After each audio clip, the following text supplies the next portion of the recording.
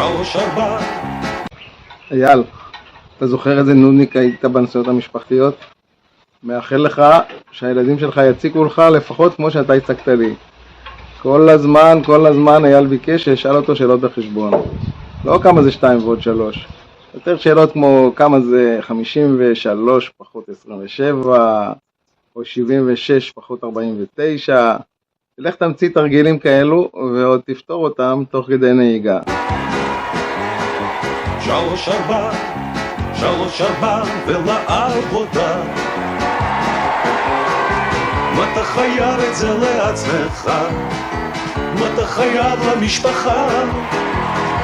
מה אתה חייב משפחה בזהה? אז 3 4 ולעבודה. הערב בא, אז תגיד תודה. 3 4 ולמד